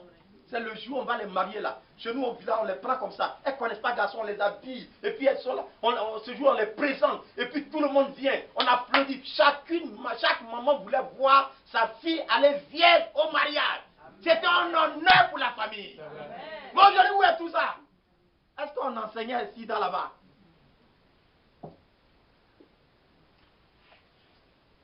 On a enseigné, mais c'est le levain qui est en train de rentrer comme ça. Le levain, c'est rentré, ça détruit nos maisons, nos foyers. Regardez la télévision, les gens viennent, ils dansent comme ça, ils dansent, ils font comme ça, ils font comme ça. Et puis les gens, les enfants sont là, ils regardent. 19 film comprend. Oh, c'est grave. C'est malheureux sur la terre. C'est grave. La méchanceté des hommes. Regardez le levain. C'est rentré à l'église. C'est rentré dans la politique. C'est rentré dans les bureaux. Partout. Le levain du diable est rentré. C'est pourquoi le Seigneur est parti à cet endroit. Jésus, le même Jésus est là. Il est venu ici ce matin. Faites tout ce qu'il vous dira. Amen. Faites tout ce qu'il vous dira. Dans le vase là, dans vos corps là, laissez rentrer la parole.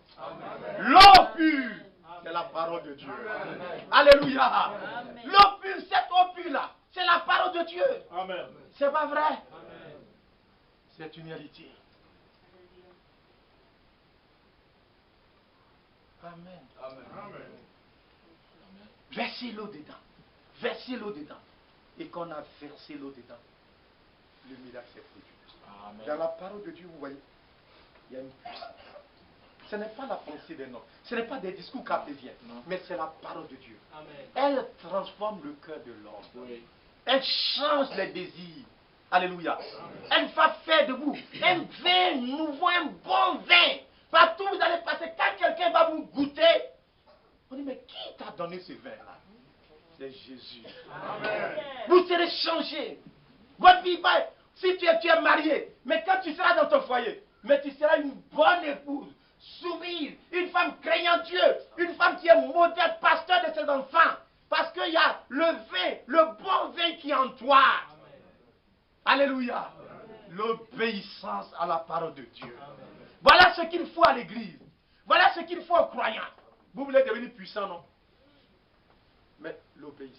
Amen. L'obéissance à la parole de Dieu. Il a dit à Abraham, écoutez bien, on va le lire et puis certainement aller vers la fin. Genèse au chapitre, je crois 22. Genèse chapitre 22. Prépare-toi, lis-moi le ventilateur. J'ai un peu chaud là. Genèse chapitre 22.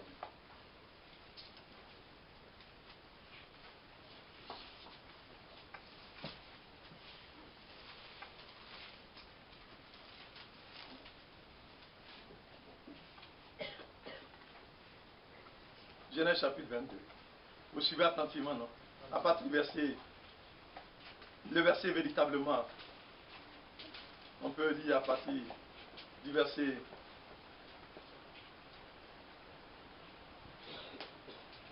verset 11. Alors l'ange de l'Éternel appela des cieux et dit, Abraham, Abraham. Il répondit, je voici. L'ange lui dit, n'avance pas ta main sur l'enfant. Ne lui fais rien, car je sais maintenant que tu crains Dieu. Amen. Et que tu ne m'as pas refusé ton fils unique. Abraham leva les yeux et vit derrière lui un bélier retenu dans un buisson, par les cornes. Abraham alla prendre le bélier et l'offrit en holocauste à la place de son fils. Abraham donna à ce nom le nom de Jéhovah Jireh. Dieu s'est pourvu. C'est pourquoi l'on dit aujourd'hui à la montagne de l'Éternel, il sera pourvu. L'ange de l'Éternel appela une seconde fois Abraham des cieux et dit, je jure par moi-même, parole de l'Éternel, parce que tu as fait cela et que tu ne m'as pas épuisé ton fils unique, je te bénirai. Amen. Je multiplierai ta postérité, Amen. comme les étoiles du ciel, comme le sable qui est au bord de la mer, et ta postérité possédera la porte de ses ennemis. Toutes les nations de la terre seront bénies en ta postérité, parce que tu as obéi à ma voix. Amen. Voilà ce que nos pères ont été. Comment cet homme a été puissant sur la terre? Voilà son secret. Il a obéi à la voix de l'Éternel, le Dieu d'Israël. Parce que tu as obéi à ma voix. L'obéissance vaut mieux que les sacrifices. Quand vous obéissez, le pouvoir de transformation s'opère dans votre vie. Amen. Vous serez changé. Vous serez un fils de Dieu. Vous serez différent du mauvais vin. Mais vous serez un bon vin sur la terre. Amen. Alléluia. Gloire à Dieu. C'est une réalité. Regardez dans Genèse, et Deutéronome, regardez là, dans Deutéronome. Regardez dans Deutéronome chapitre 28. Deutéronome chapitre 28. Deutéronome chapitre 28.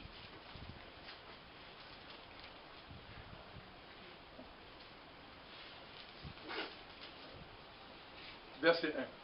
Si tu obéis à la voix de l'Éternel ton Dieu, en observant et en mettant en pratique tous ses commandements, alléluia, Amen. que je te prescris aujourd'hui, l'Éternel ton Dieu te donnera la supériorité sur toutes les nations. C'est pas vrai? Amen. Il te donnera la supériorité sur toutes les nations. C'est vrai. Le verset 6. Tu seras béni à ton arrivée, tu seras béni à ton départ. L'Éternel te donnera la victoire sur tous tes ennemis qui s'élèveront contre toi. Ils sortiront contre toi par un seul chemin. Oui, Ils s'enfuiront devant toi par sept chemins. c'est la vérité. L'Éternel ordonnera à la bénédiction d'être, c'est pas vrai, d'être avec toi dans tes greniers et dans tes entreprises. C'est pas vrai? Il dit l'Éternel va ordonner, il va dire à la bénédiction, il faut l'accompagner. Amen. Il te bénira dans le pays que l'Éternel ton Dieu te donne. Tu seras pour l'Éternel un peuple saint, comme il te l'a juré lorsque tu observeras ses commandements que l'Éternel ton Dieu, et que tu marcheras dans ses voies. Tous les peuples verront que tu es appelé du nom de l'Éternel et ils te craindront. Voilà la grâce que Dieu donne à cela. Là où l'obéissance conduit en réalité, c'est là, mes bien-aimés frères. Ici, il n'y a de la place que pour les brebis du Seigneur. Amen. C'est vrai, mes bien. J'aimerais lire un dernier passage. On va là dans Hébreu au chapitre 13. Hébreu chapitre 13. On va lire là pour certainement terminer. Hébreu chapitre 13. Il dit, verset 20, que le Dieu de paix, qui a ramené d'entre les morts le grand pasteur des brebis, par le sang d'une alliance éternelle, notre Seigneur Jésus. Vous comprenez bien, non? On ne parle pas ici des boucs, mais on parle des brebis. C'est l'obéissance qui les caractérise. Il a ramené d'entre les morts le grand pasteur des brebis. Ils doivent être conduits à la maison. Alléluia. Vous rendre capable de toute bonne œuvre pour l'accomplissement de sa volonté. Vous serez, voyez, quand vous marchez avec, voyez, ce grand pasteur-là, vous allez voir qu'en réalité, vous serez du bon vin. Parce que tout ce que vous allez faire, ça sera la volonté de Dieu. Amen. Vous rendre capable de tout bonne œuvre pour l'accomplissement de sa volonté et fasse en vous ce qui lui est agréable. Ce n'est plus ce que vous voulez que vous faites, mais vous faites ce qui plaît à Dieu. Amen. Ce qui est agréable au Seigneur, par Jésus-Christ, auquel soit la gloire au siècle des siècles. Amen. Amen. Que Dieu nous aide véritablement à comprendre ces choses-là, qui sont assez capitales pour le salut de nos âmes. Certainement que dans ta vie, il y a tellement de choses qui sont contraires, vous voyez, même à la bienséance, qui sont, partout où tu passes, tu as tous les problèmes de la terre, parce qu'il y a le mauvais vin en toi. Si tu es un enfant et que tu as le mauvais vin, tu ne peux pas t'entendre, il n'y a pas quelqu'un qui peut, tu peux te recevoir quelque part, parce que tu es mauvais. Le mauvais, il est en toi. C'est lui qui fait comme ça. Quand tu dois faire quelque chose, mais on te dit de laver l'assiette, le mauvais, il est à côté de toi. C'est vrai. Il ne faut pas faire fort. Et puis tu gardes savon des gens. Quand tu laves l'assiette, c'est jamais propre. C'est le mauvais qui te donne conseil comme ça. Quand tu fais ce qui est mauvais, c'est ça, tu es content. Vous comprenez bien, non? C'est malheureux. Alors que l'homme a été créé pour faire le bien. Mais pourquoi le bon vin ne peut pas se trouver en toi? Mais toi, ce qui est en toi, c'est ce qui saoule les gens. Quand l'enfant là, il est dangereux. Tu le vois calme comme ça là. Mais il est mauvais. C'est pas ce qu'on entend tous les jours. La femme que tu vois, elle rit comme ça là. Mais il fallait la voir avec son mari. Elle est mamie matin à la maison. Que Dieu nous aide à comprendre. Parce que le mauvais, c'est lui qui enseigne, qui met en toi. Il met en toi. Après, quand il met, jusqu'à quand comment on appelle, la puissance là, ça veut diminuer net. Il vient et puis il remplit. Et puis il ajoute les vins là. Et puis il attache le goût là. Pendant ce jour-là, tu ne parles pas avec quelqu'un, tu es fâché à la maison.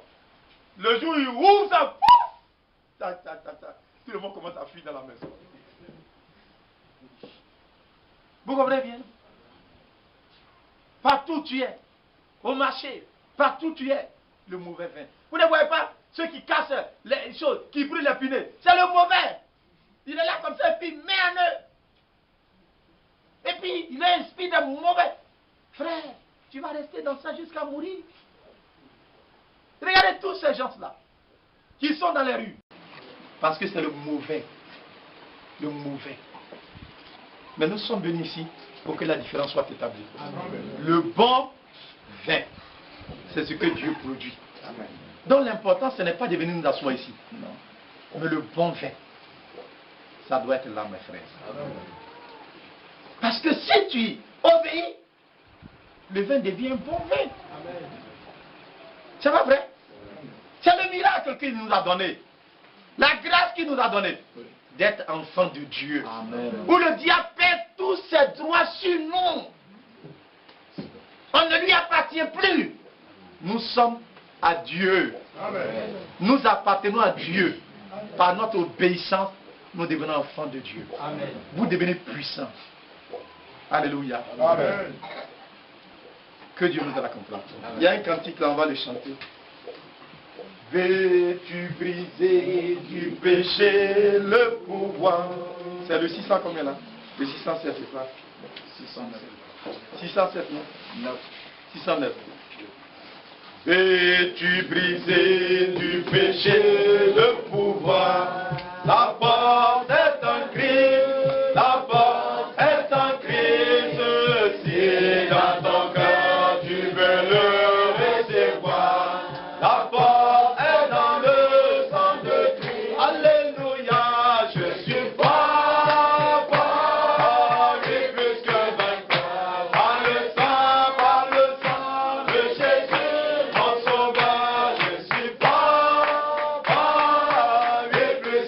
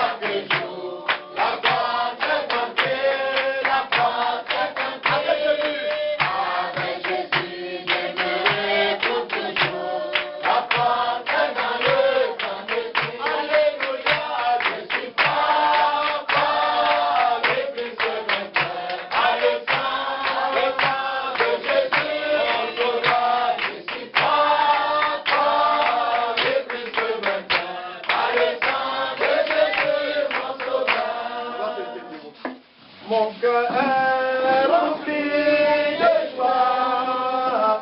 Mon cœur est rempli de joie. Oh, mon cœur est rempli de joie. Oh, mon cœur est rempli de joie. Oh, quand Jésus est mort pour moi. Oh, quand Jésus est mort pour moi. Il m'a sauvé dans son amour, dans son amour. Il m'a sauvé dans son amour. Pour être à lui tous les jours. Il m'a sauvé dans son amour, dans son amour. Il m'a sauvé dans son amour.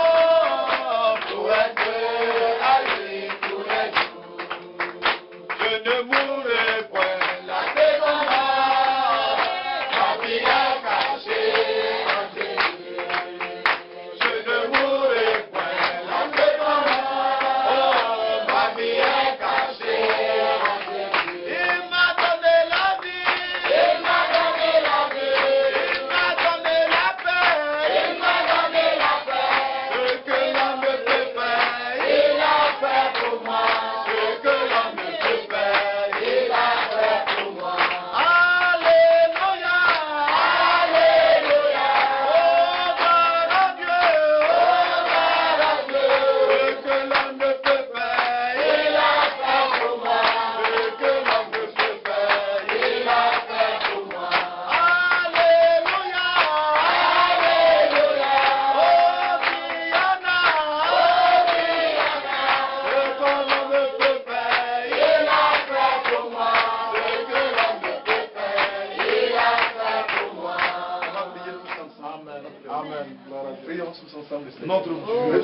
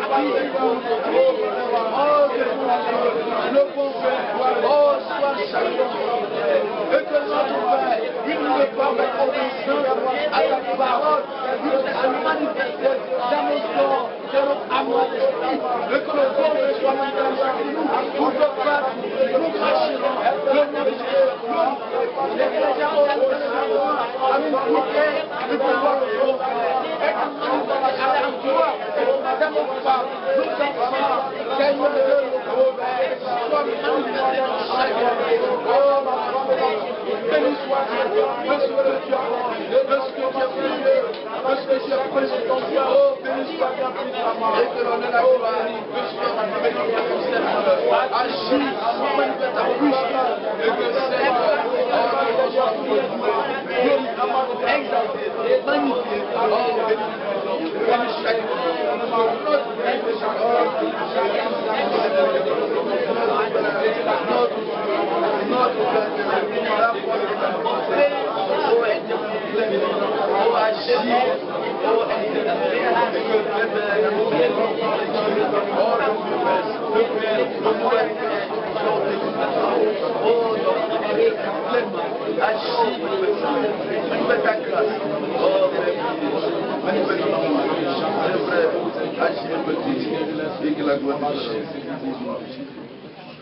Nous allons demander à notre frère, le Seigneur Dieu, de prier pour l'église, pour chacun de nous dans nos maisons.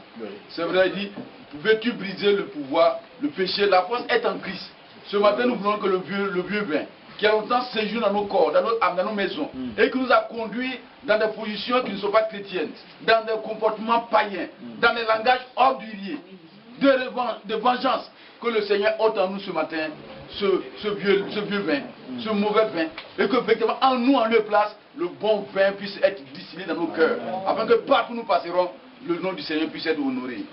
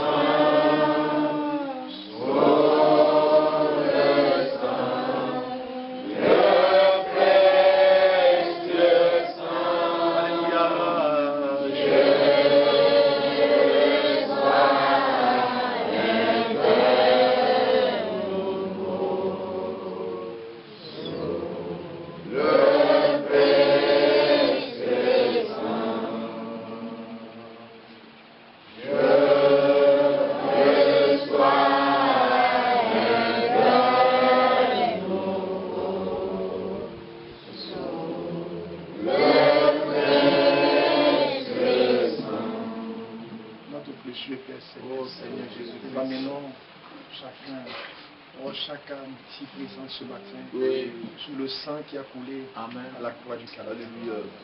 Réalisant que nous avons été convaincus ce matin que pleinement le vin qui en nous, c'est du mauvais vin.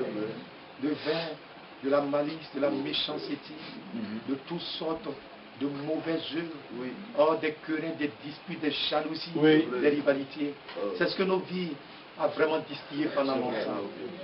Nous sommes fatigués de cela. Ce matin, devant ta sainte face, ou à tes pieds, nous jetons. Nous implorons ton secours. Oh, tu es allé à cet endroit.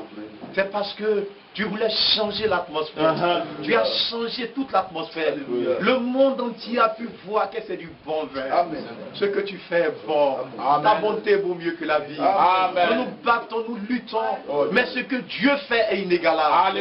C'est pourquoi ce matin, à tes pieds, nous plaçons chaque âme ici présente, chaque vie sous le précieux sang qui a couler à la croix du Calvaire. Au nom de Jésus-Christ. Parce que tout verrou de l'incrédulité, le levain du péché, puisse sauter ce matin. Au nom de Jésus-Christ. Laisse en nous que ton nom puisse être glorifié et que l'obéissance puisse trouver son chemin avec chacun de nous. Que ta divine main de grâce intervienne pour que pleinement les portes de l'incrédulité, les portes de l'enfer, les portes, Seigneur Dieu, Seigneur, de nos coutumes, de nos traditions qui longtemps géoué nos vies, toutes ces portes sautent au nom de Jésus-Christ. Nous réclamons chaque âme à la grâce de Dieu et que la parole pure, fraîche et courante, telle qu'elle descend du ciel, descend et coule en chacun de nous et que l'obéissance de la foi soit manifestée pour que tout en nous soit transformé par toi. Ta main puissante, ta parole qui transforme, la Bible déclare. Mais à tous ceux qui l'ont reçu, à tous ceux qui croient en son nom, elle leur donne le pouvoir de devenir enfants de Dieu. Ce matin, nous voulons voir ce pouvoir opérer dans chaque cœur, dans chaque vague, que la puissance de la transformation soit distillée et que le vin, l'eau soit changée en du bon vin. Nous soyons délivrés, nous soyons transformés. Nous proclamons la délivrance de toutes les âmes captives, les âmes enchaînées, les âmes malheureuses, les âmes malades. Nous brisons toutes les stratégies de Satan dans le vie. Nous plaçons chaque âme sous le sang qui a coulé. Manifeste ta puissance. Agis pleinement. Oh Dieu, tu es mon Dieu. Tu es le Dieu vivant, le Dieu de nos pères. Nous te prions ce matin. Nous implorons ta grâce. Nous invoquons ton nom sur chaque enfant de Dieu, sur chaque maison, dans chaque vie individuelle. Agis au Père la délivrance. Transforme les cœurs et que chaque cœur retourne à toi, le grand pasteur des brebis. Et que tu nous rends capable pour l'accomplissement de ta volonté, à toute espèce de bonne œuvre. Manifeste ta vie de grâce sur cette terre. Nous puissions servir à la louange de ta gloire. Nos vies éclaire les âmes en ténèbres. Manifeste ta divine main, ta divine autorité. Tiens-nous sous ta houlette, tiens-nous sous ta bannière. Conduis-nous notre Dieu. Manifeste ta grâce infinie pour que toute la gloire et l'honneur te reviennent. Oh, bénis ton peuple que nous sommes. Bénis ta descendance. Bénis tes enfants. Bénis ton héritage et soutiens-nous simplement pour qu'en toute chose la louange et la gloire te reviennent. Merci pour tes offertes. À toi la gloire, l'honneur, la louange et l'adoration. À toi la magnificence. Sois béni pour ta vie de grâce. Sois entièrement loué parce que tu es notre Dieu. Tu es fidèle et compatissant. Tu es agissant. Bénis simplement ton héritage à toi et qu'aucune âme ne reste sans porter du fruit pour l'éternel. Mais accorde-nous ta visitation. Au nom de Jésus-Christ, nous t'avons prié. Amen. Amen.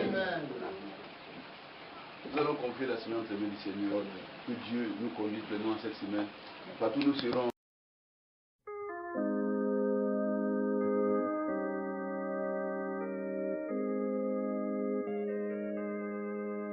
When my way grows drear, precious Lord,